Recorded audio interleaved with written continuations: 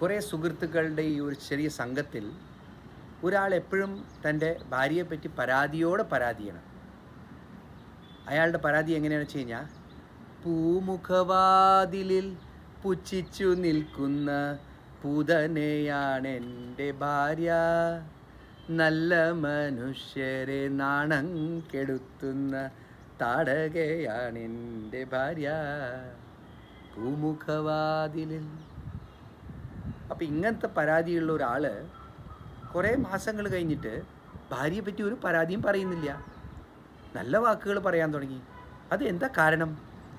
എല്ലാ ബന്ധുക്കളും ചോദിക്കാൻ തുടങ്ങി, ഫ്രണ്ട്സും ചോദിക്കാൻ തുടങ്ങി, എന്താ ഒന്നും പറയുന്നില്ലല്ലോ അപ്പോൾ ആൾ പറയണ, ദിവാലി സമയത്ത് ഒരു വലിയൊരു വിശേഷമായിട്ടുള്ളൊരു ഘട്ടന നടന്നു. എല്ലാവരും തൻ്റെ ജോലിക്കാരികൾക്ക് ഒരു നല്ല സാരിയോ ഒരു എന്തെങ്കിലും ആഭരണമോ എന്തെങ്കിലും സാധനങ്ങളോ ഗിഫ്റ്റായിട്ട് കൊടുക്കുന്ന നമ്മളുടെ ആ ഏരിയയിൽ ഒരു പ്രചലനമുണ്ട്. അപ്പോൾ എൻ്റെ ഭാര്യ ഒരു പഴയ ഒരു സാരി, തൻ്റെ പഴയ ഒരു സാരി കുറച്ച് കീറിയത്, അതിൽ ചെറിയ തുന്നലൊക്കെ ആക്കിയതിനെ തൻ്റെ ജോലിക്കാരിക്ക് കൊടുത്തു. അത്രയൊക്കെ മതി എന്ന് പറഞ്ഞിട്ട്.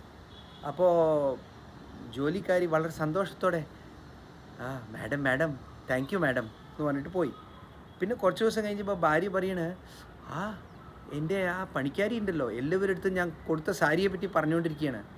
അപ്പോൾ ഭർത്താവ് വിചാരിച്ചു, നീ ഇങ്ങനത്തെ മോശ സാധനം കൊടുത്തതിനെ പറ്റിയിട്ട് അവർ പറയുന്നുണ്ടാവും. പക്ഷെ ഭാര്യ പറഞ്ഞു അയാളുടെ അടുത്ത്, ഇല്ല, അവൾ പറയണ് എത്ര നന്നായിട്ട് എനിക്ക് എന്നെ സ്നേഹിച്ചിട്ട് തന്നതാണ് എൻ്റെ മാം സാബ് എന്നൊക്കെ പറഞ്ഞിട്ട് വളരെ എല്ലാവരുടെ അടുത്തും ബോംബെയിൽ പറഞ്ഞുകൊണ്ടിരിക്കാൻ തുടങ്ങി. അപ്പോൾ ഭാര്യയ്ക്ക് വളരെ സന്തോഷം, ഞാൻ ഇങ്ങനത്തെ ഒന്ന് കൊടുത്തിട്ടും ഇങ്ങനെ നല്ല വാക്ക് പറയുന്നുണ്ടല്ലോ. അപ്പോൾ ഒരു 2-3 ആഴ്ച കഴിഞ്ഞിട്ട് പിന്നെയും ആരും ഒന്നും അവരുടെ പണിക്കാർക്ക് ഗിഫ്റ്റ് കൊടുക്കാത്ത സമയത്ത് ഇവൾ പോയിട്ടൊരു നല്ലൊരു സാരി, പുതിയ ഒരു സാരി, നല്ല പുത്തൻ സാരി മേടിച്ച് അവൾക്ക് കൊടുത്തു. അപ്പോൾ അങ്ങനെ അവൻ്റെ ഭാര്യയുടെ സ്വഭാവം വളരെ വ്യത്യാസമായി എന്നാണ് ഭർത്താവ് പറയണത്. അപ്പോൾ ഇതിന് കാരണം എന്താണ്? നമുക്കൊന്ന് ആലോചിക്കാം. ആ പണിക്കാരുടെ മനസ്സിൻ്റെ കൃതജ്ഞത, ഗ്രാറ്റിറ്റ്യൂഡ് എന്ന് ഇംഗ്ലീഷിൽ പറയുന്നത് ഗ്രാറ്റിറ്റ്യൂഡാണ്.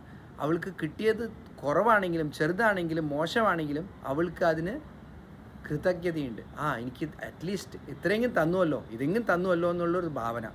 അതേപോലെ തന്നെ നമുക്ക് എല്ലാവർക്കും ഭഗവാന്റെ അനുഗ്രഹത്തോടെ എന്തൊക്കെ കിട്ടണോ, ശ്വസിക്കാൻ നല്ല വായു, താമസിക്കാൻ നല്ലൊരു വീട്, ആഹാരം, നല്ല ചൂട്, വെളിച്ചം, കാറ്റ്, ഇങ്ങനത്തെ എല്ലാ സൗകര്യവും ഭഗവാൻ നമുക്ക് തരുന്നുണ്ട്.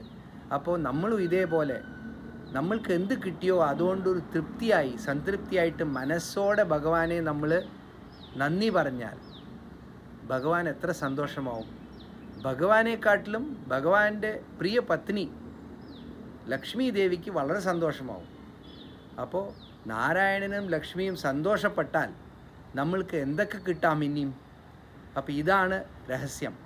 എന്തെങ്കിലും ജീവിതത്തിൽ നമുക്ക് വേണമെന്നുണ്ടെങ്കിൽ മനസ്സോടെ വാക്കുകൊണ്ട് നല്ലത് പറയുക. നമുക്ക് ഭഗവാൻ അനുഗ്രഹം തന്നിരിക്കുന്നു, ഇതെല്ലാം നമ്മൾ സന്തോഷത്തിലാണ്, ഭഗവാന്റെ അനുഗ്രഹത്തോടെ നമ്മൾ സന്തോഷമാണ് എന്നുള്ള ഭാവനയോടെയും അങ്ങനത്തെ വാക്കും നമ്മൾ ഉപയോഗിച്ചാൽ നമ്മൾക്ക് ഇനിയും നന്മകൾ താനേ വരും. ഇതാണ് ജീവിതത്തിൻ്റെ രഹസ്യം. നിങ്ങൾ ഈ കാര്യത്തിനെ കേട്ട് ഒന്ന് പ്രയോഗത്തിൽ നടത്തി നോക്കൂ. നിങ്ങൾക്ക് എന്തെങ്കിലും ഗുണങ്ങൾ വന്നിട്ടുണ്ടെങ്കിൽ നമ്മളെ അറിയിക്കൂ. നന്ദി, നമസ്കാരം.